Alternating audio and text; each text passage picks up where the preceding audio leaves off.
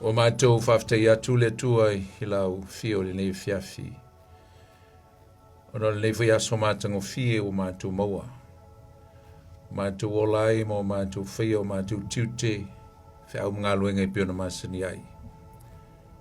O mo watu fo I malam lama le la sa mātou iai whiau mga luenga o saulu pongi sa. Mātou manatua le tua sa ele tu la fo I nei mātou. E tausi mai lava I mātou mai lava li tae ao. Si o mai lava li nei fiafi. Whaftai te lele tua. Mātou te vi ialo suafa. Wha manu atu ma whanene ina oe le tua mai o mātou loto le nei po. Si e tua levi inga ma le whaftai o le wha manu. Le whanetanga e watu I atu oe. Mātou te whaftai ai mea uma lava na e whaiel ni aso. Whaftai au mea lofa, whaftai au whaamnianga, whaftai le ola, whaftai le tua I le malosi. Whaftai fo I le tua, e le ngata o whaamnianga le tino, a o whaamnianga whale nganga na mātou moa le aso. Whaftai nganga pa ia I lo whaamanatu ia I mātou, whaftai lo te tai o I mātou, whaftai lo upu, whaftai mea uma na mātou moa le aso, fai mafsosoani fatupu ina ilo mātou o le fatutua. Na maise o leo langa te talo ma le sa ili wala au ia te oe. Le tua I o mātou teimi tā ua ma lau fio.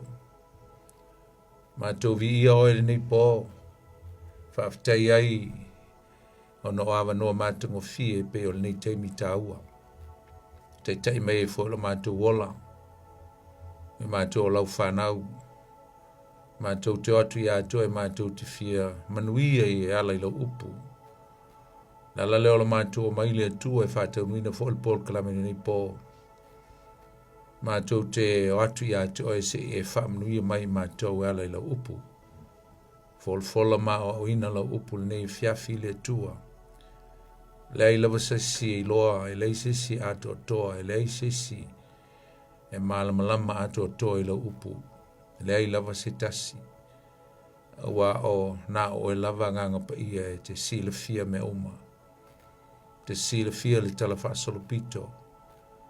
Wa o ngā luenga mā fuafonga mai le amatanga e o mai lava le nei teimi. O tustusia ia o fionga whaawina o la upu.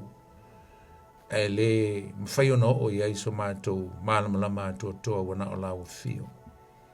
Lei se poto e si, lei lava se malamalama.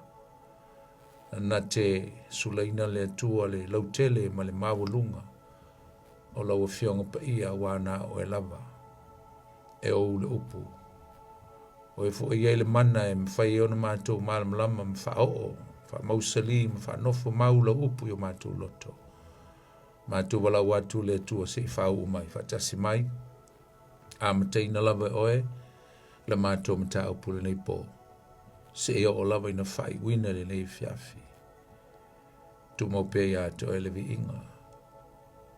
Sanga wha manuia I au tangata le nei po, ele la wa fionga pa ia. Vela upo se wai sua malia I o lato fina ngalo mo mātou loto. Tali ele ngā lala o lo mātou fia ai ia to e. Fia maia se e wha manuia. Wha manua mai lo nganga mai le langi. Se e wha uma wha manuia I mea uma le a mātou whaia. Ai ulawa fo I ngā luenga mai pēr whātau wa ai ai mātou. Ai e whātau mawina lava lo mamalu ma lo sisili ese. Nei māsu umai o lava le whawawau. Ono Yesu mātou te tālo atu ai. Ameni. Se o lofa Samoa le tunu peli, nei fui fiafi whata alofa atu ai. E le tātou maftanga le nei fiafi, lau whaasausanga Samoa. Ma lo le soifo maua malangi mama, le soafo Yesu le tātou li, le tātou whaola e whatalo whatuai. Pa ila silasi o si o tātou tunu pele Samoa, mai lava fo I ona tumutumu se I ona I maunga. A talo whatu ma le ngang whaaloalo le nei fiafi, I le soafo le tātou li. A talo fo I au auna pa I ale tua mautou masiofo I sos tovini. Alo le staulanga ma lo ngā lue le aso na nafi pe po le asto nai. E vi ele tua fa mri atu le tua tu sol ngā luenga. Patalofa I tupu mai o si o tātou tunu, te mamatina mātutua, o lo o tāpo I maima, ia whaafonga mai fo ni fiafi le tātou proclamene nei, patalofa ia tu tau, mo le tfo le nganga whaafitai o no lo tau talo, tau tāpo inga I le aso ma le aso, ia vi ia le tua.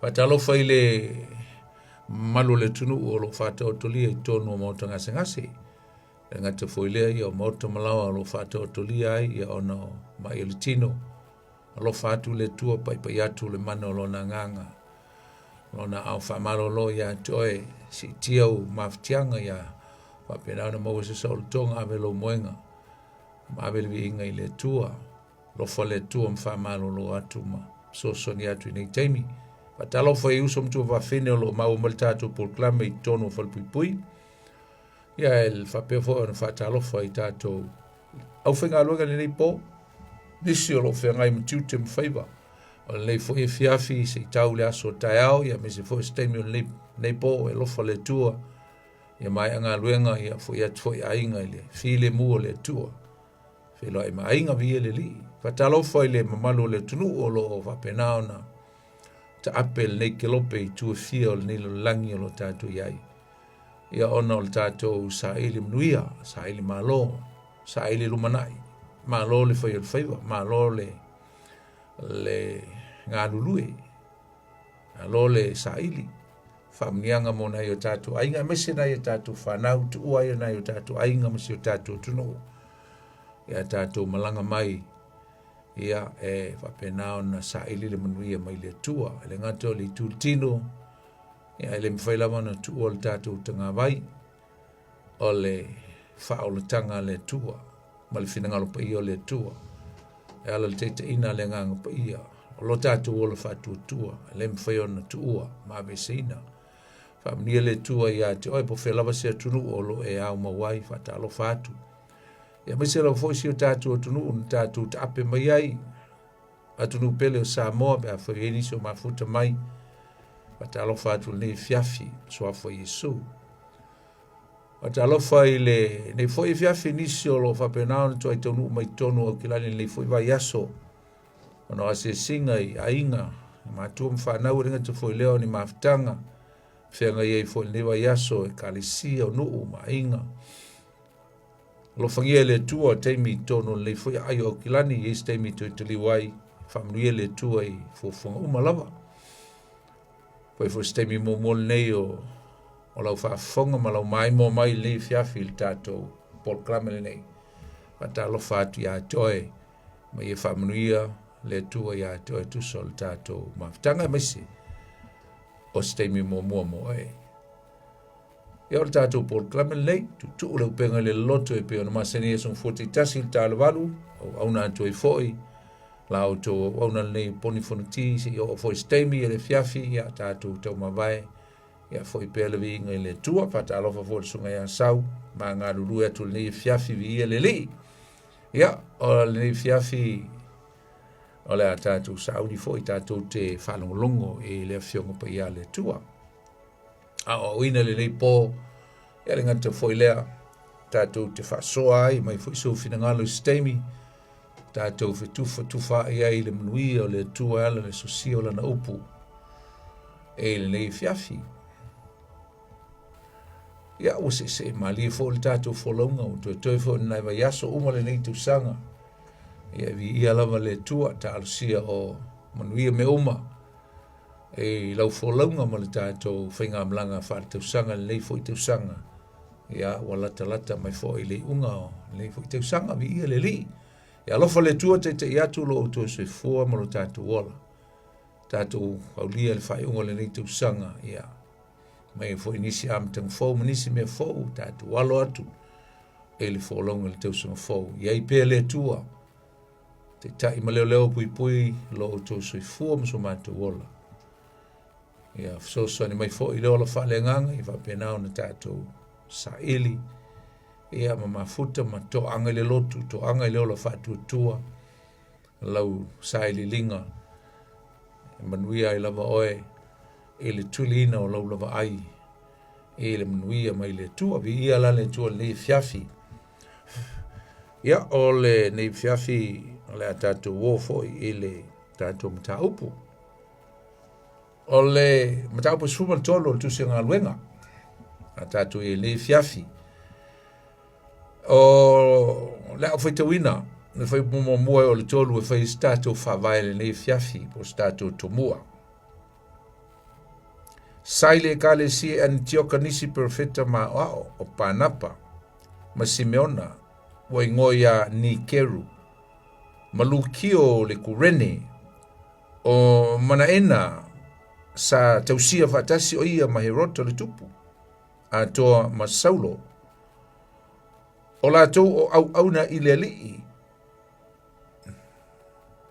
ma ana popongi, ona fetalai mai ei leo le nganga pa ia, to tofia mo au o Panapa ma Saulo i le ngā luenga o vala a winai i la ua. Ona ana popongi leo i la tau ma tatalo ma whae o la tau lima i ate i la ua. Ona tui na atu lea o i la ua e o. O le tātou introduction lea po le wha tō muanga leo le tātou mta upu. Ni fiafi sa tātou tala noe le vai aso le na te nei. Sa tātou whātawa ina ai le misiona, e le ngā televisiona, sa tātou whātawa ina le misiona le kālesia Jesu Keriso i le amatanga. A e sa le mawhai e se mea, e se malosi, po se tangata, po le alawa se mea na tau mawhai e tawhia le misiona le, e le mawhai tawhia. Ai ole a tātou wha wau pēr la i le tātou mata upu le fiafil nei. O le tātou anga watau lava lea. O le mawhai o na tawhia o le misiona po le whina ngalo le tua. Tusa lea o lana e kalesia. Wha tupuina, ma le wha lau teleina o le e kalesia Jesu Keriso e lungo le whangai lele. Ai ole a tātou wha tāwaina la. Le a mata mai i to tonu o le ekalesia i Antioka. Lea na o whaitawina nei na awina atuai ni misionare mua le ekalesia Kirisiano. E atu inu ese.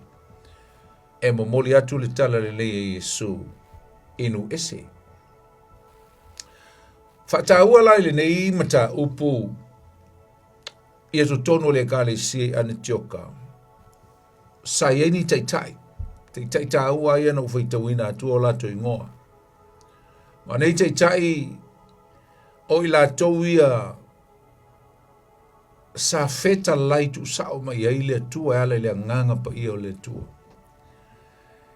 Ina ia o lato filifilina ni misionare mua lapa. E o.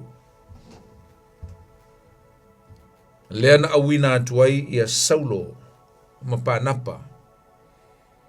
Ia au lea nau whaatasi ai ma le li lea o Ioane Mareko. E le o official mailo na ingoa i le au malanga lea. Ai nau ma le tangata ingoa ia Ioane Mareko e uma wha maamala matu i Stamen Buli. Na o i le lato whainga malanga wha missionare mua lea. Le masanion tatu wha longo iai o le malanga mua.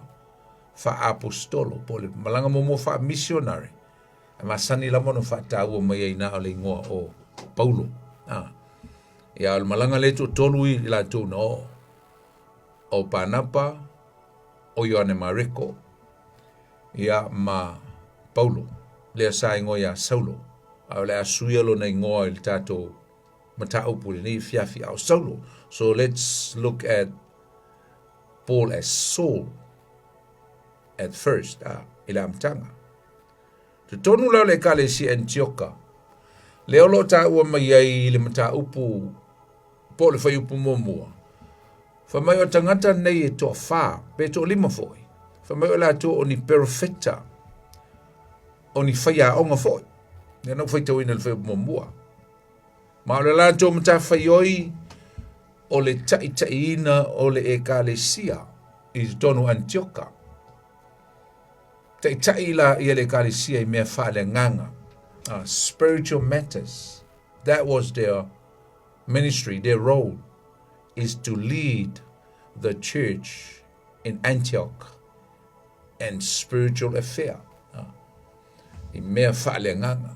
No ingo te tai o la tūnina a mataina le kalesia. Matulia foi le kalesia le Antioka na a mata lawa i tangata nu ese aina hotu mulimuli tangata Uteia ma mixai mulimuli. Ese mailai le kalesia mua, le Mother Church, Yerusalema. Na a mata i tangata na o Uteia. Tangata Israel wa mese o Uteia. Ai mulmuliane wofia tiai Cornelio wofia tiai yes tangata ia mulmuliatu ia tangata nu ese le kalesia le Yerusalema luinga tatu vavai o Yerusalema le Mother Church o le kalesia le Antioka kalesia mua le inu ese mai Yerusalema, the very second church. So we're looking at Antioch as a daughter church. O pe o se kalesia o se afa fini po se kalesia na whanawina mai tu tonu o le kalesia tele Yerusalema. Le lau ta wai ngō te tai nei. A te tai nei. I se mea ta ua tātou te loa mai ai te tai nei. E loa mai ai e atangia mai ai le se senga o tu ai ngā tangata. Ese. The diversity of people, the kind of people, and their standard, and their backgrounds. Se senga o tu inga tangata o loo iei tu tonu o te tai nei. E lo mai i le finangalo pa i o le tua. Le ta ua tele o se mamao se kalesia. E whapenao na ese tu inga tangata. E lo ai o le finangalo le tua e le whapitoa na ni tangata se kalesia. Ai ese tangata e talia e le tua tu tono la ne kalesia.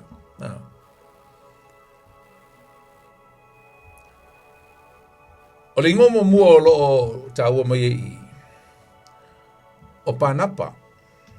Panapa lea sa i loa na lotu tele malona whamalosi wale wingo le ngō Panapa.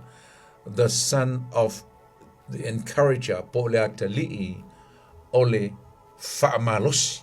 Winga o le uputaua le winga o le ngō Panapa o le the encouragement, po le encourager, o le tangata e whamalosi.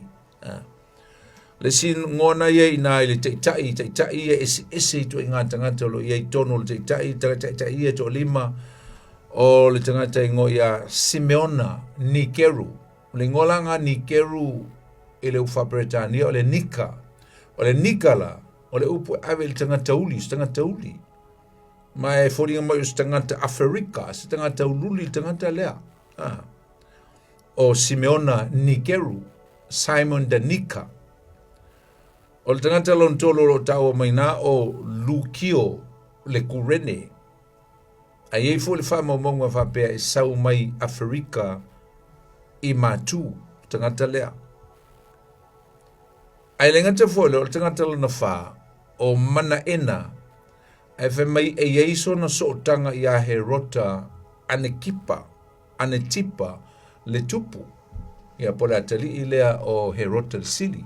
Li le tu la i malte mi le no winga e ile se singa o le foi la tangata pe onta tu va ia mana ena o tangata e mawalunga i so no tu langa i longa i tu tonu o fainga malo por kiki me va pena a le o liu pe mai elo no so tanga pe ia lo la tu tupu fatasia e mal tangata o Herota lo winga o tangata na fia i me fa le malo fa por kiki a le wa vea matangata te itai tu tono le kalesia le na amata tangata nu ese ia mal tangata lona lima ia o Saulo lea na fai ngoina mulmuli e Yesu ia Paulo e mataulia foi le ngo Saulo le ngo e Peru o le ngo e Peru le wingo le ngo Saulo le ngana e Peru o le desire for po o le mana onga wa watu o le mea o nau iai e whatatau la e le whatau a nau o Israelu le momo Samuelu na iai le tu se momo Samuelu na iai le whatau a nau o le nuu o Israelu ia Samuelu e a maiso la tutupu mai e le tua le tupu, ai le mana o le tua, mai se la tupu, e tupu mai a le tua mai le langi, finangano ngā le tua. Nga desire pena, ia le mana onga po le nau le nu, e au mai so la tupu, ia le na mai e le tua le, tali mai le tua le mana onga le nu, mai le tupu, ia na mutua polonga ia, aisa, e le finangano leo le tua, oi, o Saulo foi le teimi o Tavita, e le Saulo lea, alanga e taipia tātou Samoa, ia e whai ngoa o le ngoa, le si ngoa, whai ngoa, le si kanga whai, le la e whai ngoa ai, ia le tātou, tamale o Saulo, e le ngoa e Peru, e le ngoa o le tupu lea, ia malto tele foi o nisi o tangata, e ngoa i le ngoa lea Saulo, ia a o le ngoa Paulo, o le ngoa Roma, ia po le ngoa nu ese, o le ngoa Roma, lo na winga, o le winga o le ngoa Paulo, o le leititi, small or humble, lo winga o se amatanga i se me e maua lalo,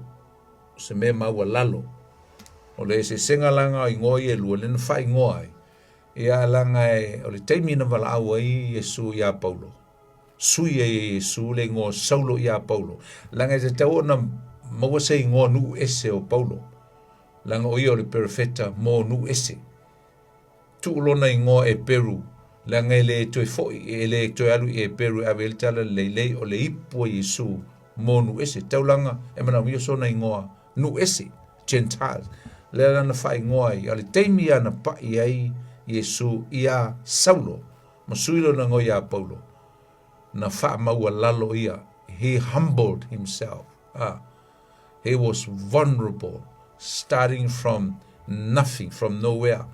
Mata mai le titi, peos tangata e le alu se aonga, peos tangata e le lose mea. Very humble. Le amatanga o Paulo e sa na teia e le malamalamo Yesu. Ia, ta waso yaso e tolo. A mata, toi a mata le mai e na leo langa o Paulo. Le winga la le o Paulo. Humble beginning or a very small start from scratch. O Saulo tangata sa fasa wai le kalesia e mulmuliane na veo ia mas tangata sa na unau e so soni. Ia ele fatu puina o le kalesia Yesu Kiriso pe on tatu lo. O le se sengo tu ai ngā tangata e pela no taua. Nena vea mate tau le kalesia Antioch ai fai lo mai ai. Le sauni o le tala le lei. This was God's intention. O le finangalo leo le tua. Ai fai lo mai I le se sengo te tai nei. Finangalo le tua. Ia whaola ntale le lei. I vaenga ese o le lalolangi. All levels of society, the community, people in the world, the gospel of Jesus Christ has to reach every level of society. Mai ai la loe kau I lunga I tupu. E o iai. Sinangano foi leo le tua. O lana e kalesia e ulu fale iai so se tangata. E o lava I tangata e lea ma tangata leanga e pei o na manatu ia isi. Manatu e Israelu e winga ia I tangata nu ese e tātou. Amen. O le whai pulua lo I se whapunga manei lava o lātou au auna I le li. Ta o ia upuna se utoe whai taua tua. Whamai whaupulua. O lātou o au auna I le li maana popongi o na whetalai mai leo le nganga pa ia. Whata o ina le upu le au auna. Le upu tāpuai. E sau e fo le upu le au auna. O le whenginga tuai. O ai fōlinga mai o le non pif mamma le tātou whaita wat whamai. O lātou o au auna. I se swa punga pe sa lātou au auna I le atua. Ma ana popongi. A o le lau tele ieto e Loloto o le upu naitu ina o le au auna. O le nuinga o le tāpuai. O langa tāpuai o tangata o le kālesi. A misi alto o lima lea. O le upu au auna I le whengenga tuai sa whaata waina aini me se lua. Le upu tāpuai. E le ngata o le au auna. A o le ifonga. Not only servanthood, but adoration. Lua upu. O le upu tāpua I e sa oi upu e lua o le au auna ma le ifonga. Ai saula ma le upu e tasi, le upu e peru e tasi o le avodah. A-V-O-D-A-H. Avodah means to serve and also at the same time to prostrate or to adore. Peifo. Mea tu sa lea lau au nang. Pe o mea lau li ina whaina au na I le tua I la ko ministry o lea whaia onga. Pero feta po a lava na lato me na whai tono le kalesia. A o whaia na mea.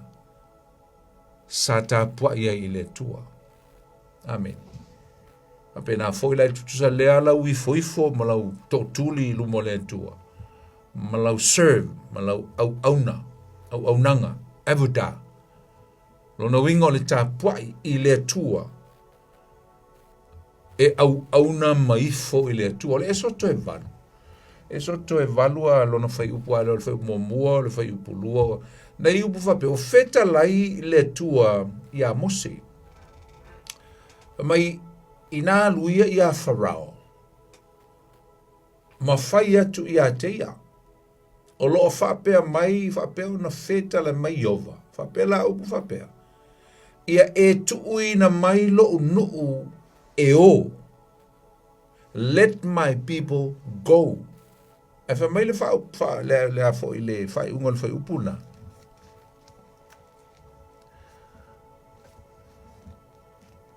Wha mai ina ia o lato au auna mai Yai ia tau, so that they can serve me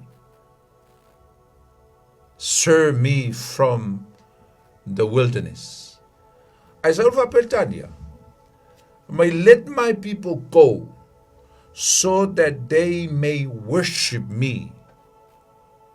Worship me. I said, Samoa, ina ia la tu au auna mai ia tau. Ringa I whai lo mai o malama lea to ina Samoa na la to fa Samoa ina la tu spaia. O le upu le worship. Le mana ia atu ia le upu au auna. Se ia malama mai le Samoa. Le ia le ngā o le alu e pese mai foifo matatalo matu lo mo le tu le sa mata pua I le tu tonu le sa. Ai fa lea mana ia ina lana ngā luenga fa tino I tonu le kalesia. Wal kele waka. E fia ngā leo e pepese mta pua I le tua. Ai le fia e lafo a la tu taulanga. Ma la tu se fuluai. Ma la tu peleti. Ma la tu taulanga nu ese. Ma ngā lulue ngā luenga o le tu le tino le ngā luenga. Kwa I le mana malama ia le si sa mo le tau o le mole. Au auna. Mea le leie te whaia, e foi upo Paulo lai whaia kolose mai o mea umatou te whaia. I le upu ma le ngutu. Ma le amio mai I le ngutu, le upu ma le amio. Na, sa o ngā upu. Mai whaia ia vi ia I le tulupu vi ia. Do it for the glory. Ringo ngai ke whaia vi ia I le tua. I le a, I le upu, ma le amio, me actions, me fai. Whengang fau le ngana foi e leni, e whaawinga ina ai le upu tā pua I ni awala foi se lua. I le whengang fau lea.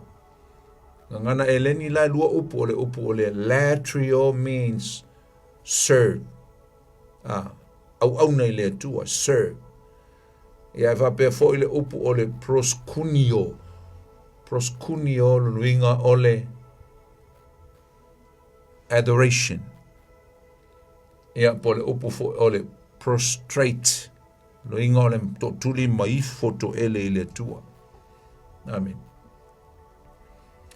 Pe tau ne le luka e whalo no whai pue valu o lo whetala I Iesu te mina whai e whaso songa e satani. Mai satani ya Iesu ifo mai. Whatu Iesu ya satani. Ina alu ese ia o e I tua.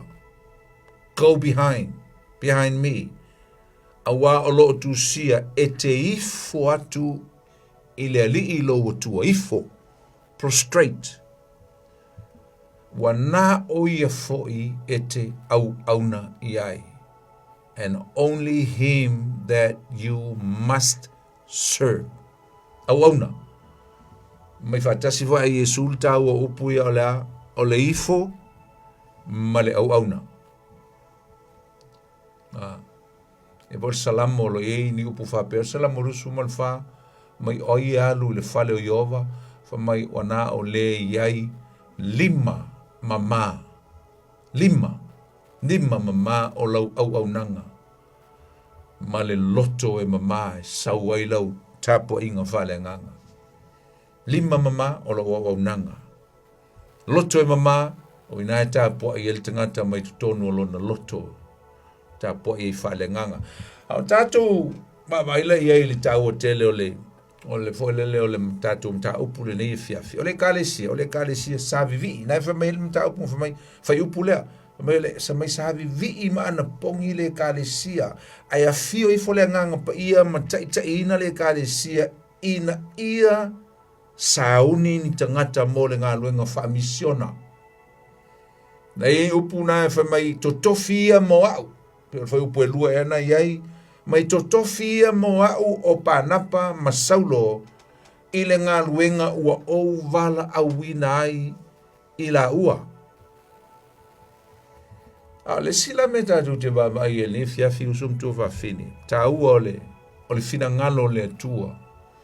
Na control umai mea umai le amatanga o le kalesia. Ele isao ese fa le tino, ele isao ese fa le tangata, ele isao eni tonu fai tu au mani mea fa le tino. Sai lo le amatanga o le kalesia le mati la tila. The will of God was stand out na mati la tila le fina ngalo le tua. Taita inga wha le tua, e ala I le nganga pa I o le tua na whaia me uma. Na ilo le ta ua o le fina ngalo le tua, ele me tau o le ia sao ma le lei ato o toa me uma e whaia tu tonu o le kalesia. E le I whaatanga ina I le tua, se wha le tino, ma se wha le tangata I wha I unga e whaia le tangata. Amen. Ta ua o le sa ili I le atua I le tatalo vivi ma ana pongi e au mai e le atua le awala e whaiai because he himself will guide and give directions regarding leading of his church by his leaders so that leaders will seek direction from God. Seeking the will of God, not the will of man, but the will of God.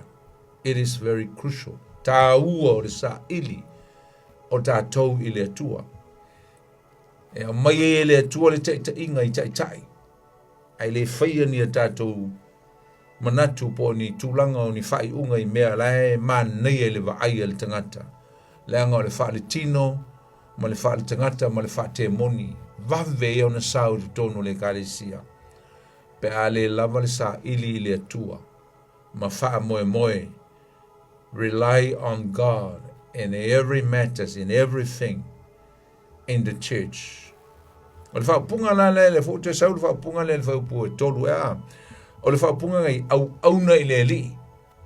Serve God. Serve the Lord. O lona winga, o nei te tai e to lima, o le kalesia. Watui na winga na watui na tu ato toa I la tau I leo langa tapai. O leo langa tatalo, leo langa anapongi, ia and full dedication. Ma le tui na atu ato toa la tau wola I le li. E au nai. Ta ua fo e la anapongi. Anapongi pe o se mea masani ai. E masani le tatu te whaia le ta ua la anapongi. Tātou te sa ili e le tu e pe fōna whaia tangata I uteia. E whai lo mai e le anapongi e le tangata I uteia. Lo nā nganga wha maua lalo I luma o le atua. E sa ili ai I le fina ngano le atua. Moia. Humility, the humbleness before God. So when you fast and when I fast, we have to humble ourselves before the Lord. Seeking his face, for his will and his direction. Me ngai lena na pongi. Me foi le na pongi ke le na pongi alu ka la i lo na pongi ma. Fa sila lo na pongi ma. Fa saurungo le TV lo na pongi. Le ai o le mea fa lilo. It's a secret things. Se vang nai o wala auni ana pongi fai fatasi se mana onga fa pito le kale sia no to a ali leo le fa ilo le nei meo ana pongi pa fai fatasi ana pongi o ia o lau mea lilo nai lo mo le tua. Secretly you're seeking God for your own goodness without boasting yourself and I'm fasting, I'm leo kia nga pongi leo wan masangi nga ke leo iska ke mga o fa ali lana na pongi mai Yesu la o forsayo le fa pe nga al fingol mo na pongi tolo lo tu le manu mo fai fa lilo ai fa ali le tua o na fua sa manino le fa tonu nga le nga pa ina ia tu eseina la uli ia saulo mapanapa mo le ngā luenga wha missionary. Whairo mai ai le tāua tele o leo langa vala awina o le tangata. Vala awina o le tangata. Our calling from God. Mai le atua mo lona fina ngalo. Esa sa le I filifilia le ka le sia. Po ai te tau o nalu. Le ai sa filifili mai le atua fa mai ia outou filifili ia o panapa masaulo. Matu ese la ua moa ta pena masauni la ua ina ia o na ile fa punga foi fa pena fa pea ile nga luenga ua o vala awina ai la ua e tau mai ai before linga mo se me o mono fa ta tia le por kalame le tu God already lay his strategy, his plan already set. E mana o mirni si o e fatino o bang fata tie le tuala na por kalame te tau na alu le ipu le na filfilia tau na alu paulo o man fata tia pau ale mele o te foi mele tua ito tonu le kalesia na sau ina ia vala au lo le tama lea malana au malanga ina ia olo o le vala au le tua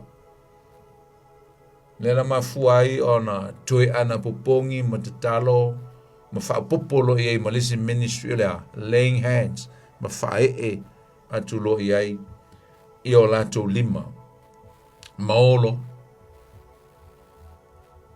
ina o fa longo le kalesia I le nganga paia se le tau mo le fa longo le kalesia le nganga paia te lo le respond le kalesia I Antioch hital sia fa pena vo ita tali atu le fai mai le nganga paia o le respond po le tali atu le kalesia le na to tali atu fo I le si fo ana pong e lua va enga I fai mai ana pong na ana pong I momua a le o tali mai le atu to yo fo le ana pong I fai upo tolu ma le tatalo fa o popolo I ai ma le fa o lima I tangata ua filifilia a le atua ai fai lo mai I le mele o fai le mele le tutu fatasi o le kalesia ma le lato lango lea I le awina atu o missionary mo moia their support, their agreement, they say yes, we agree and we are set to release you to the ministry or to the mission field of God. Amen. Agree. If I lo mai e me o fa e lima te talo na pongi agree fa tasi le kalesia maletua. Fa e lo la to lima e au na. La lo winga fa e lima fa e ina ia o la to le ngato le agree o la to loto ia. A o le tu ina to fa manuyanga ma le tu ina to loa ia o mole fina ngalo le tua. Go for the ministry of God. Failo mai ele lango ina ato toa. Ele e kale sia o le tu ina atu o pa napa masaulo e o le malanga fa missionary. Ia ma watu ia mangi kamo mareko. Ia tatou te lo muli mai le mele le ta o le falitino. mal meole so ngosol tangata ave ai I whai mai le tua. Not officially from God for John Mark to go on this journey, on this mission trip. Not official, le official mai le tua tau ngā wala menga yai ngawala uria maabe. Ya ele meng tupule ile awala tatu te o te winga ya John Mark po yone mareko. O lo ya se fa punga fa pe fo ele fa pe ole mo tu ina tu fa mai o tu ina tu roila o ala fa punga le ele fa pe o ye se me o fa pe ya o mai longa o ma go kele ko ma mbia o ru ele se me fa pe fo le o fa te ese la uri fa mai o fa ele ma fa ya o lo ele o se me fa pe ya o lo a wangi lu ko ma ki nga fo ma ka ya o lo de ai o le tu ina tu o ila o a olo o iai le lango ma le loto ma le li o le gale sia i le la ua malanga atu e whaia le ngā lue ngā le atua. Amen. Ta ua teli. O le whai upo la e whae o le whai upo suma le lua. Te loe whai luanga I mea o ngā yang tatu maua mai le vaenga le whai mo moe o le tolu. Lela a toli tu la ai ngā le tolu a whai upo yon tatu al noe ne ilo mai e le matua tele o mea o ngā e mo mai I. Tatua o ina mai ele tā ua o le o langa te talo. Whaalua na ana popongi winga tā ua o le ana pongi. Whailo mai e foi lea nganga pa ia e ta ina I tā tōi mea uma. Ai le ngata foi lea o lea tua e whaia pūlenga. Ma le tele uisi mea. Tā ua in tātou mō mai whai. Na whai upu ai e tolu. Al whai upu la e wha. E o le whai upu suma le lua. Le la ua mei. Ne la ua o. Wo I selukia. Na whai mai le whai upu e wha. Mai ao le nei. Ua awina nei tangata I le nganga pa ia. O na o lea o ila ua e selukia. Selukia lea. Selukia o le taulanga waa po le wafu. O I le na pu e ai le waa ale au malanga. Ia e malanga I le vaenga mua o lo finangalo le tua e tau ana mua. Whai ai le ngā luenga fora le tala le ofea ku Peru. Nai pipi e na mai le nei wa wina atu tangata le ngā pia o no leo I la ua I selukia I le wafu lea. Ua fōlau atu nai lea mea. Mai fea? Mai le wafu I le waa. A ua fōlau atu I ku Peru. Na. Ua Peru whai ue wha leo tatu loa ai. Ele I opa napa saulo mamareko I le mea sa la tu loto I ai. Ai na o le ta inga le nganga pa I o le tua. Sa a mata le la tu ngā luenga I selukia. I le wafu o se taulanga o waa. Ele I se folfola ino le upu ina. O le taulanga waa le Antioka. Na o le wafu maoilo ale taua. O le la o ese. O na la tu pu e I leo le waa nga I ku Peru. Eise me taua I o te fia watu mo tātou. O le winga o le ingoa lea o selukeia. Po le wafu. I le wa mata ai wa. Ready, we're excited. Ele to tolu le la o no le finangalo le tu. O le tu le wafu. Le la tu lo se lunga le va. O le winga o le ingoa o selukeia. O le winga. Fa Britannia. Shaken. O winga o le luluina. A o le luluina le, fa mai ua luluina shaken by waves. Fa mai o le luluina I ngalu malolosi. Le winga leo le upu selukeia. Amen. E pifo dinga mai ai la wawa ai le taha ua tele o le amtanga o le ngā luenga. Missionary mo mua I o le kalesia. A le amatanga. E pe, it's look like this is a new wave. O le ngalu fau lea, ne a fati mai. O fiu tangata e ola le tula fono I uteia. Fiu tangata e ola I mea whapau pau, ma le o langa ma le history nga o mai e Israelu, ma le lalo langi wha Roma, lalo langi wha Papelonia, lalo langi wha Persia, ma me tai, lalo langi wha Eleni. O leo sauni, this is a new wave. O le aluatu le ngalu lea. E lulu ina uma talitonunga ma fatu tuanga ma mea pong sa uma I le lulangi. Leo le aluatu nganu fau lea. O le winga leo o le wafu le mele I le taulanga waa lea. Selkeia means to be shaken, but shaken by waves. Waves o ngalu. Alela la a mua atu ngalu lea. Po le tala le leile la o mauna le tua. E mua I kuperu. La se ta ua kuperu. O le ai tonu ale e sauel tangata le ngoi a panapa. O I fo I le si pito le lile o Ioane Mareko. O lona ainga tama. E sauai Mareko wa fo I e tausonga panapa ma Ioane Mareko. E tausonga. O le ainga tinala le lile o Mareko. O Yerusalema. Mantua fo le tata ua le vai aso lente nei po le vai aso tontua. O le tina o Mareko. Lea e ona le fale I Yerusalema. Lea na fai elefon te talo. A lai fale pui ia Peteru. Lai fale pui Peteru. Te tala lo Peteru le angiru sau I le fale o le fafine le ngoi a Maria. A o I o le tina o le lilea o Ioane Mareko. A o lona a inga tama o I le mele o kuperu. Le iele la so ta inga ma le lilea panapa. O I foi lai kuperu, e masani ei panapa, e masani, o tele, e pi masani ei, he's familiar with people, he knows so many people in the town, in le ai.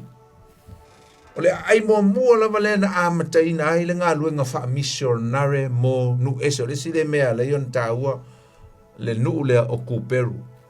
Sai lalo le pulenga Roma ia vai taimi, au ina mua tu vai e le ngalu. A Yesu. Le ngalu le tala le lei, a new wave le waluatu le tala le lei o le upumoni. Amen. Ne tasi nei o ai sa pulei ne Roma. Ina ua mawai atu e leni, o se ai sa tele ai me o fe whataua inga. Mo meo tradings, o meo whataua inga, ma le tamau a inga, sa tele tangata malanga mai lea ai mo pisnisi.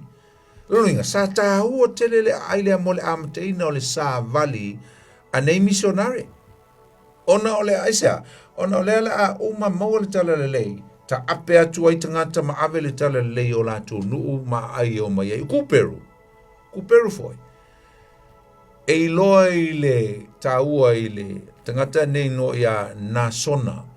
Le olo ia I le mata upo lusu maltasi o tusi lava ngaluenga.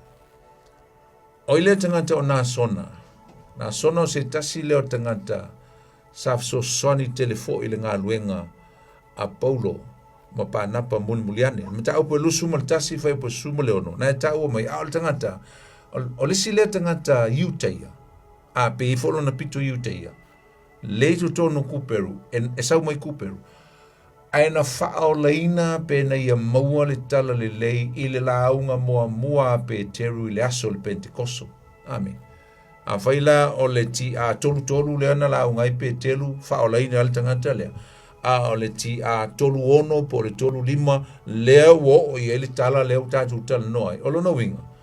O le tangata ua sau o ia ua iai le mea fau. Ua tupu ia teia.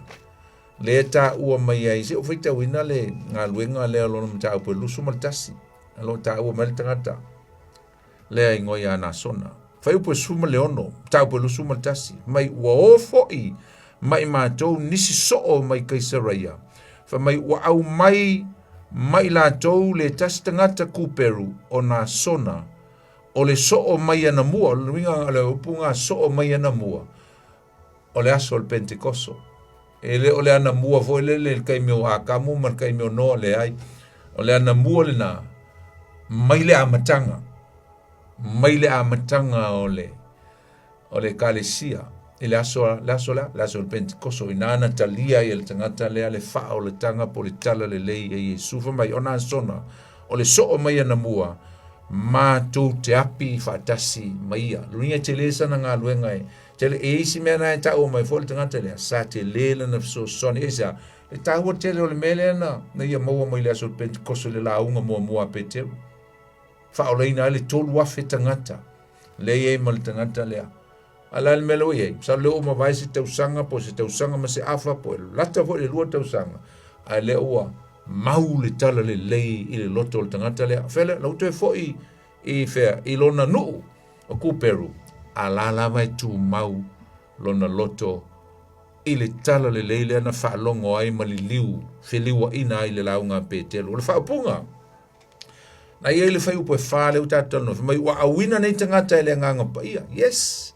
whai loa mai ai tātou o le ngā luenga wha missionary le ngā luenga le atua ai le o tātou ngā luenga uso tua wafini o le kale si Antioka sa pau lato men whai lato wha mautuina le vala awina o nei au na missionary ai sa taitaina e le nganga pa ia mea uma pe upo e lima na e tau mai ai o tau nuu i lātou, o tau nuu le malanga i Salamina, lo ringa leo o ese mai lātou mai kuperu, a lo o ile meta o Salamina, whamai o na fola i leo le tala le lei sunako i tangata i Uteia, whamai o Salamina o se ai tele i tu i sa e kuperu, o se ai e mua tau i ai malanga o vaai a ngai i le tu i sa sae, whamai leo le whai upo e lima se o te whitawina, whamai ua i Salamina ona la fola i leo le afionga Iova ale atua i sunako o tangata i Uteia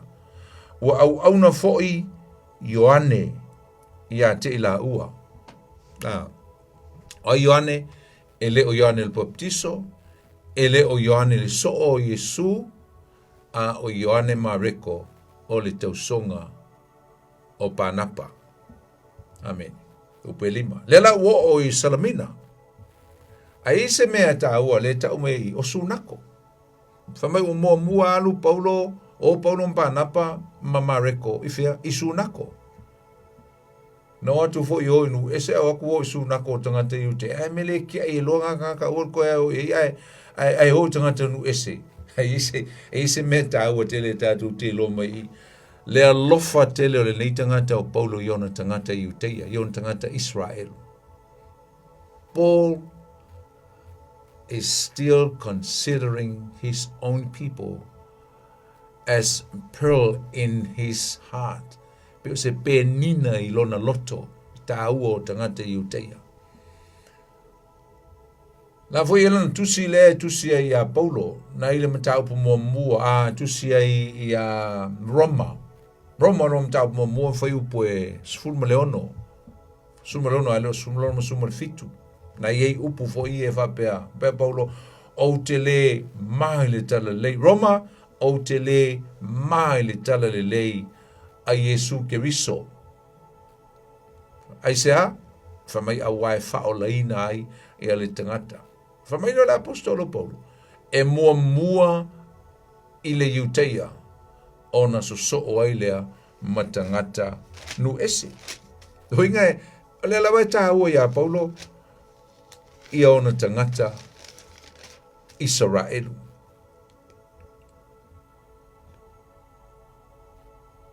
Male voi po e sful male ono.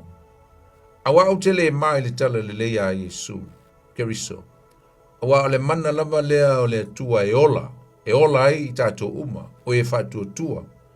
E mua le Uteia a toa male eleni.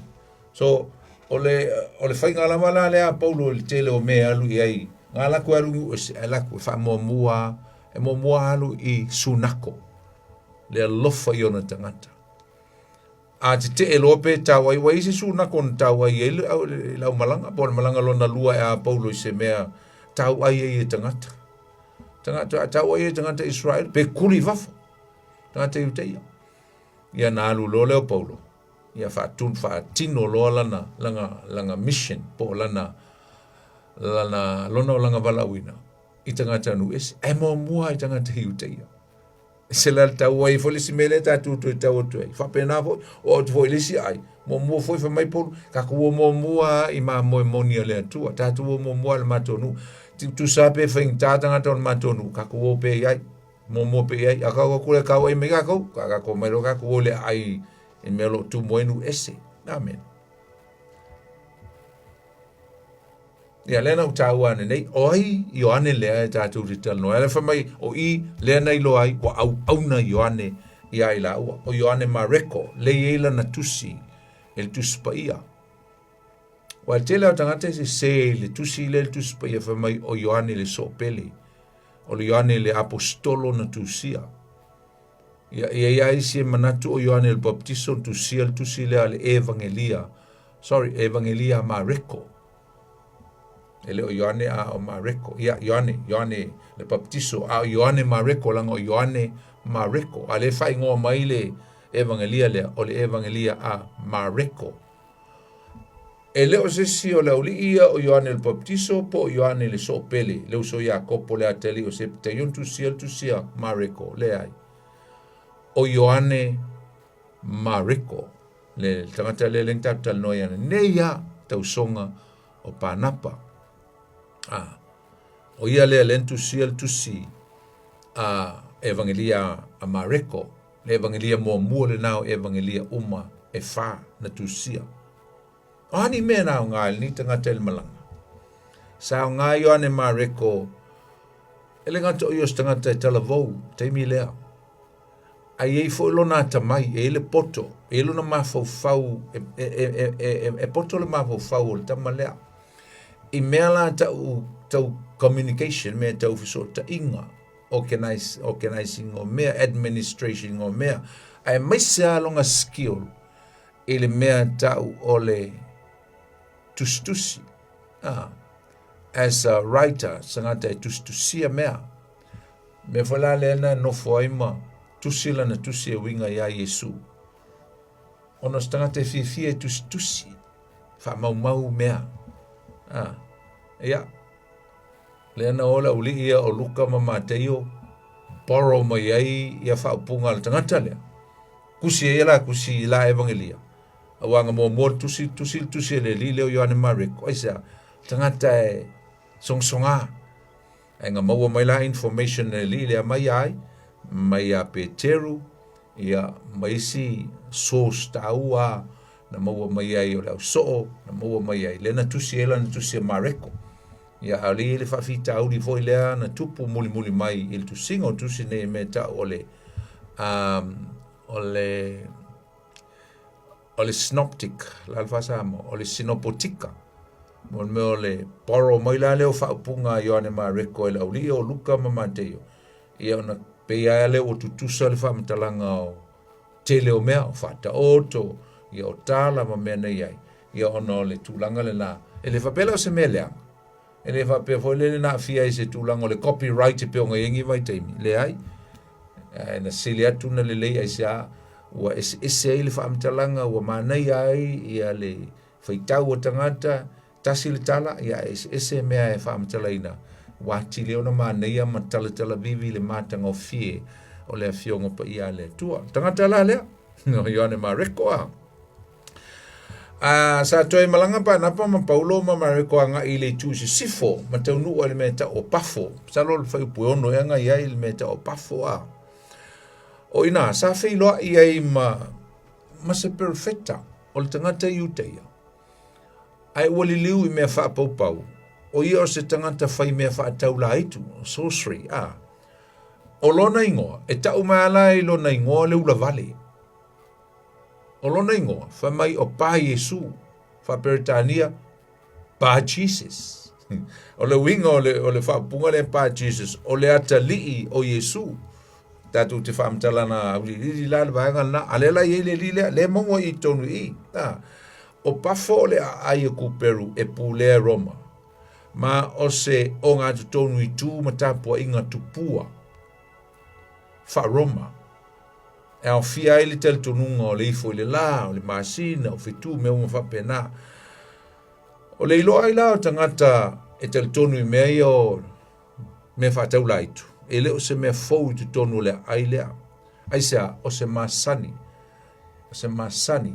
Sorcery is a common problem within this powerful city. City lea pafo. I mea tau whaatau la itu. O le tangata la le o pā Yesu. Le whai mai il whai upuanu. Whai mai wala tau sopo atu le motu o atu i pafo. Wailoa i la tau le tasi makoi. Makoi. Magician. Ringo le tangata whai mea whaatau la itu. Mai oio le perfecta pepelo. O le iuteia. O pā Yesu lona ingoa. sa iai o ia ile, mai sa iai o ia ile, sui kone sula o se kio Paulo, o le tangata whau tauta lea, ia le nā, se kio Paulo, fa mai o le sui kone sula o Roma, i tu tonu o le ai lea o Pafo. E ila le mele tupu. Na whaalongo loa ia le sui kone sula lea o se kio i le tala le leipo le sa vali missionary fou i wai tonu le ai. A mi loa e fia whaalongo iai. E fia whaalongo i le mea fou le pe po se mea fou, po le hale mea fou sau. Aina tau mawhaile li lea o pā Yesu. Ina ia awane i maua se ava noa. Awane i maua se ava noa o le sui konusula. Ngi ke ua li liu, ke ua sui e le sui konusula. Ona le to e maua leo ni ana tupe wa ile pe fodinga e maua ianga. Ia langa living. Ianga mea whakaula iku maanga mea pepelo mana wawenga pepelo i e whaile ai makarikongo e ama singe kusu konsula. Atata mwhaila le lile awane. Ai ole mea lana tupu. Wa le pela ono ta ole winga ole ingole li le o pa Yesu. Ole atali o Yesu. E tai peila o se ingoa fai. E mogri. I se kai pe o se ingoa fo lele. E fai i a Yesu. Ele o se mele lei fa mai o le atali o Yesu. Ele o se mele lei. Na mafu ai o na fai. A ole mea e pe fai e le li le Yesu. A wa mea uma e fai el tangata le. O mea te e a Yesu. Ai sa langona la e Paulo le tangata lea ma na me fai mo na winga. Ma lea nganga le i el tangata lea. O le te ma le fai. Ia ma le taum fai e pupuni la ua ina wane i mose la avanoa i le sui konsula lea. Ma o lea la sa fola ina atua i e Paulo le upu e whaasa o ai ia le se tele o le tangata i uteia lea. Malona tali tonunga se o lo nofo ma le nei tangata i uteia. Le pata to whapea le tangata i uteia whaavalivalea lea. Ua tele ai tangata o li liu i mea whaapau. Ono o mea se ma mea pepelo le li lea. Nā lo tau whai poe fitu. Le tangata lea o se kia Paulo le no whaitawina. Ia le nā. O le a fo i ta o bel tangata le o le tangata e whainga luenga mo Roma. O lono winga na te waia mea whako vana o le malo Roma. I kuperu, o se tangata e tamai, ai sa nau na te fia i loa po le a, le mea moni wha le nganga. So he's still seeking and wondering for the truth. Le sa ia wala au i Paulo mpa napa mamareko. E o mai manlatu tala leise i whalango longa iei. Se mea matau tia la ia vai teimi. Le iei o tangata mauru lunga. O malo e fie whalongo le upo le tu. E uile. So se mea nga lua ele nganga o le tua i tangata mauru lunga nei. Ia ma so se vaenga o le society. E iai lava le nganga, lave ma le nganga te. E ala mai, pela o tangata lea. E ala mai vaenga i sesi. Ia o i keisi lea. E ala mai le tangata whai mea whaatau la itu e peila o le lile o pā Yesu.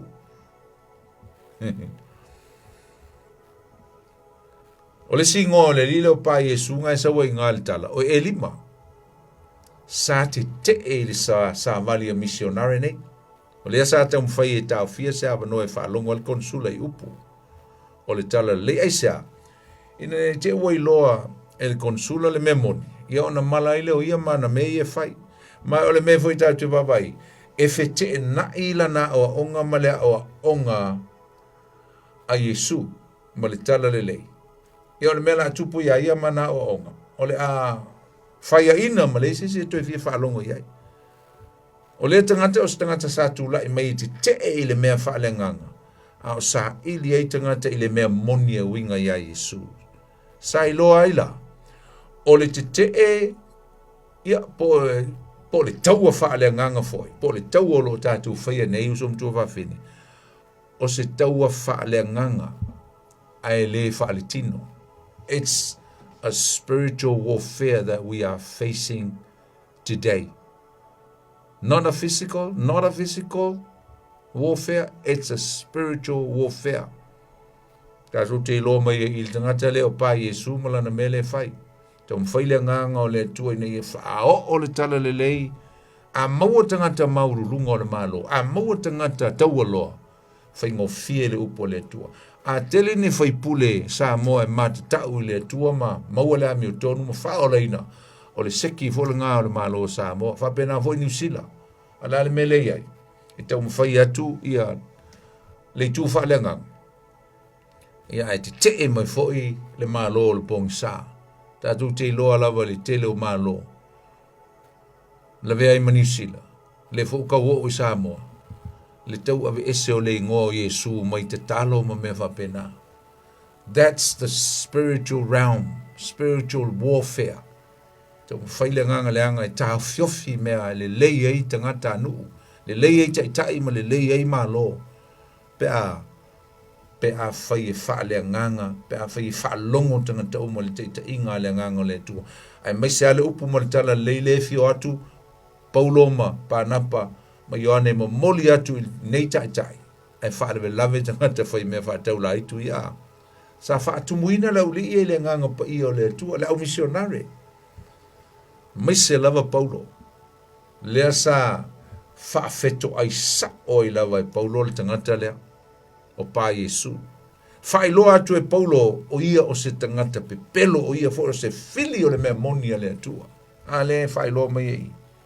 Mai au elima, fai pue vara, le makoi, the magician, mai ua te e mai o ia ia te ila ua, wa fia whaali liu ese atu e ia i le sui kone sula i le whaatua tua, a o Saulo, o Paulo fo i lea, ua tumu i lea nganga pa ia, ua pola toa ia te ia, whalongo ia i le confronting ai Paulo la o kama lea, o na whape atu lea o ia te ia, o oe na ua tumu i le pepelo, uma, ma le ula vale uma, o le atalii o el te Apollo, o le ino i le ami o tonu uma lava, e te le se iso ia ea lo wha pi o ia la tonu o le li, wha auta nei, o le ao o ia te oe, le ao le li, e tau aso oe, e te leva ai, i le la se ia se aso, o na pa uro lea o ia te ia o le popongi ma le pouliuli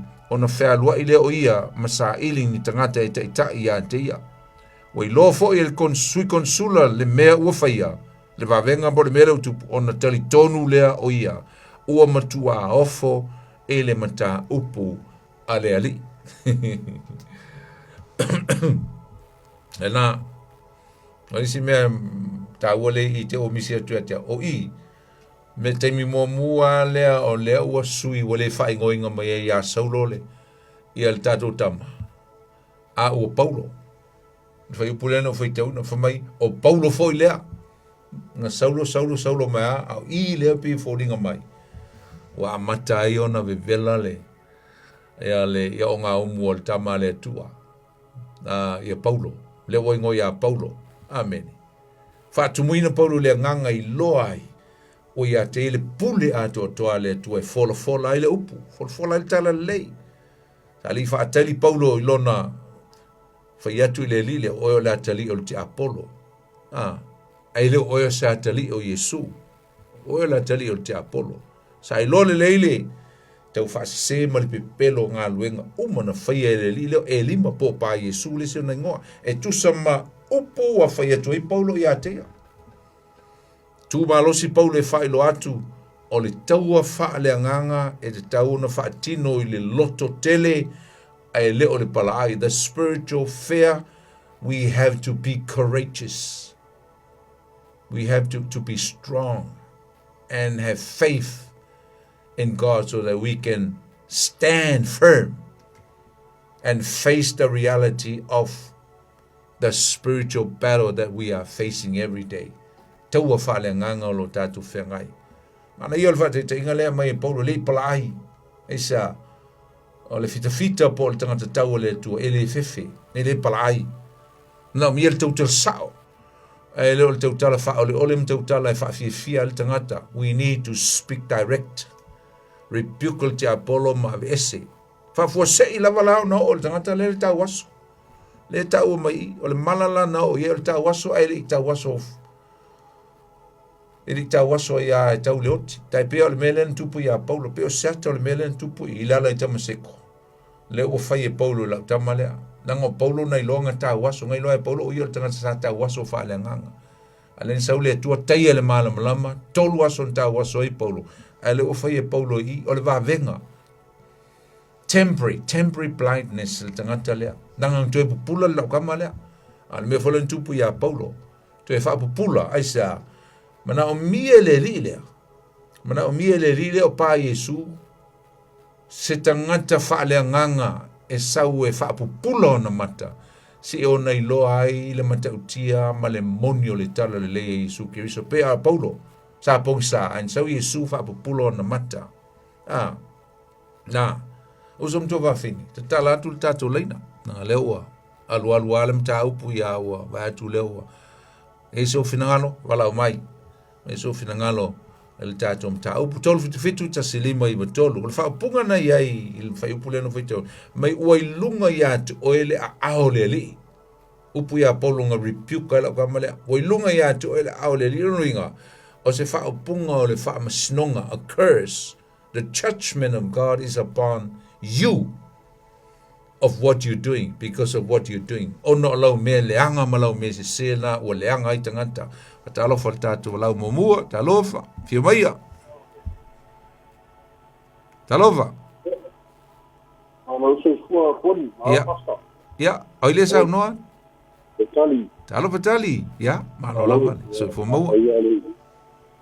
Kalau ngomong wa ile o paso ma ele kisi paso mo ele porque ele caiu e Pima mau atu o Itali fa tau fala tala ta el telefoni ma pale o tele mai fa mo ole ma ele au ngale ole paso ele ole ka pule wo o ia apostolo ia ole ma no si ole fatu wo o ia porque o se le pide por ir postale que tenía de vadí su leo el su la vida no Yesu o le la sapa le su como le a el si le pide le está pisado y la y ahí no also ya pues como la te fue la le eso muy me está por ahí pues mo papa ia la mo a como le fue nada no ia que hoy que como que ni a macar no la ministry ya ya me sacando marcamos día a él ya me tengo que salir la misma luz solo me tiene se te tiene ya de salir Carlos cielo le la malanga ele para ficar unido e la vaca ya ele hace no sabe ele tal e como agora e que lo ele mole o taco que lo que está com louco dele ele já está a sair como caco estabelecida meu ele foi para lá então foi para lá ele me foi que falta então ele e para fazer eu o sai ele eu que a mais e passa eu falo com ele se eu passou a bom ele já claro o like já está fazendo então ele like o ele não pode mas aqueles de estabelecida eu vou falar ele fica aqui o tapu langa sa tapuia le falou foi ele meu langa sa ele já monila so ele o papitau e o ele fangaka a pulole le ai saredi ole taukala ku le leanga ole kia moneta ele yo o ye yo langa yo o leanga le langa le Maria Pero bebe como le foi chile estava mama foi o le o yang ya o que o le o ye shu no sabe yang ya vale ya se le afecta sa le la ka ku ya ia ana ni ka ai te le la ba ku mo le tai la batali mana ia le fasoa malo fo ia jo le uso le long mai pa tai mo le faso le fiafi ia fa mnia le tua tatu fo le vai aso tatu por clame ia fa mo le amno ai fi bolo mai mo le amno le fiafi tatu por clame ia le na sai po suma tasi suma le lua tu fi te wina la vale suma le lua fa pe o i lofo i ele sui kone sula le mea ua whaia, o le fesili o le hale mea ua whaia. E le ngata o le matautia o le tala lea o le sāwali lea ua whaalongo i ai. A o le upu na o whaatasi ma le whailonga. Ia po o le wawenga foi. O le hale mea lea ua matua i ofo le kone sula ma pesosoani ai ilona o langa feliwa ina ile aso le fa ma waliliu ko solo hotel tonu ya patalo felicitatu bala talova abon talova jake alor se fu mawa wia ba ye wala ko pai postali de niefia yeleli ya fa malo foi se mo nga ngeva ya so yeleli ma yere ka fa so ko so nga bainga usiale nga ke le ale ole i kusenga luanga ari take pero i ale ako mai le nga la opos lo mo la uso poni le si de confia ole ka o faro lo i de o kalambe le ko kia de sai sa o so mai o yonge mari ko e de le so o Yesu o la de so ka o ngane ese ia mareko le tusia le tusi le evangelia ia ese Ioane le sopeli Ioane sepiteio kusa elanga kaupi kau mix up tatou ia ngoi e lua o ngā lenga o mareko le fai ngō mai le tustala le tusia mareko le evangelia e malisiona i ngō o John le ale sawaya i le whaitaunga o Ioane o Ioane la le o lona whai o mareko le le ngai kai pauno o a ko so lo le i o jail tatou le ko kikia o ko el tatou le nga koe fo i mai le mele pe i pafulia le e to fo i ai le nga la yanga ese paulo ma panapa i le malanga lona lua o le se senga la le o ia o Ioane ia le o le so o Yesu le te o le fatfato Yesu le nei la lo sa te o Yesu te mali o Yesu e le isa na tusi i tono tusi amene le isa na sorry le isa na tusi te o fasa o tua o Ioane le na o lea na i tusia ia le tusi le evangelia o sa o na ia matusi fo i e tolu a Ioane mulmuli o sa o na ai le o le lina le a Ioane la le mareko le ona le mareko te o fa sa o na fo i o le o la fsidi do inga e le tusi e Ioane le so Yesu a le evangelia matusi la iti fo i e tolu nei tuoi le mo me epistolo ana nga sao e le fa ka pokalambe le sa ko fa lo ka pokalambe last week okay le o bel vai asunge ka ko pai postali nei ia polari so onga mai de ma ia lo ko fa mal banga mai ia le mo le ka kai pun paftai la bala mai mai na i tornaki seki o ale sa ka ke kaska polo i roi se aso lo fatele atu lo fa fase fo take ele ala vai molta to no pa se fia bala mai te tasi sta to bala ale ai ole tauala ole fo msalo le nem sirime nei ele sunga ya take ai sa ole leila ba wa vai nel foi po sumal tolu te lo la tatu fa o el vasfo fa o in el vasfo fa mai o tu va tu paulo malana o malanga i pafo Doinga o ese mai pafo lena ia ili melen famtala nei ili tangata whatau laito o pafo nganga tupu e whamau ua malanga ese atu mai pafo ua oo ila tau i pereka i pafulia ua tu ua foi ila ua e Ioane ua toe foi o ia i Jerusalema au te lola ia ole a tau whai na ia au ili uma ia le tulanga ngai ai ia le wale mentupu na toe foi le lilea e le ilo ele o ta ua mai po le asa mafuanga ia masalo po ni fese se inga ia po ua palai ia Ioane Mareko i tele o whawhita au li lungo le ala ma meo lo vai e le whaingo fie le ngā luenga wha missionare whawhose ia ona toe foi la ele toe foi le ai ngolonta ma i Kuperu ai foi sao lava i Jerusalema ele meo lo iai ia le ai ngolontina ia po ina fu isa wai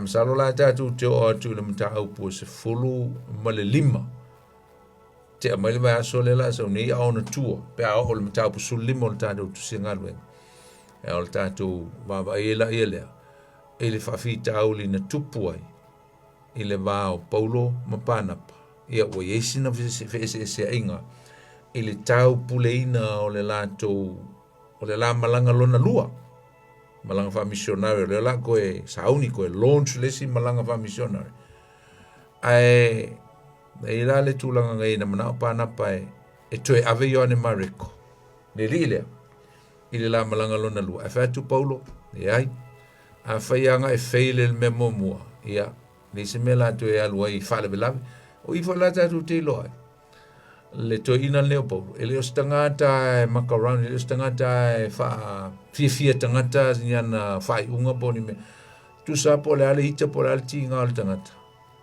te utala pele mela e mele tu Loloto. That's another sign of a good leader.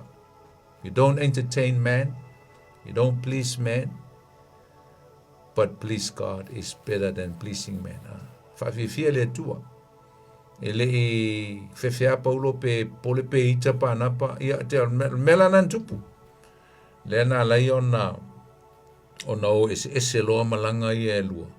Wao loa ia panapa ia malona tausonga o Ioane Mareko. Wao anga Elisipito. Ia ai pu eleva a Paulo. Malana au malanga fau o le tamo sila. Ia, malanga loanga Elisipito. Ia, te oso mal tatu wala au a sau. Mol wala au. Ia, watalo fatu le tatu wala au lea. Talofa. Talofa. Tatu wala, nei tatu wala au a sau. Talofa. Ia. Wala valon. E wala valon na langa o umataimi. Talofa. Oi. Talofa. Oi, Oli. Oi. Oi. Ia. O fiu whaka alofa aku. Kele mau aku lelele alo mau aku ia Paulo a. Ia. Tau no malo langa le ua vidi mai fo umal taimi. Wale manga ngofo ele vidi mai ele fo vidi mai umal taimi. Le ai wa sau kama kapele ki o ai ki. Sau no malo langa le ua umal taimi. Ia. Le la pa pesi ko mai manga kulanga ai ka o mai Paulo.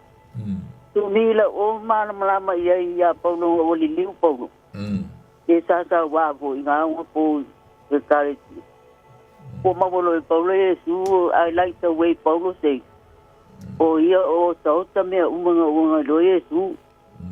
Ngai pengo fie ia Paulo nga understand e ki o anga friend po kanga ka loloku.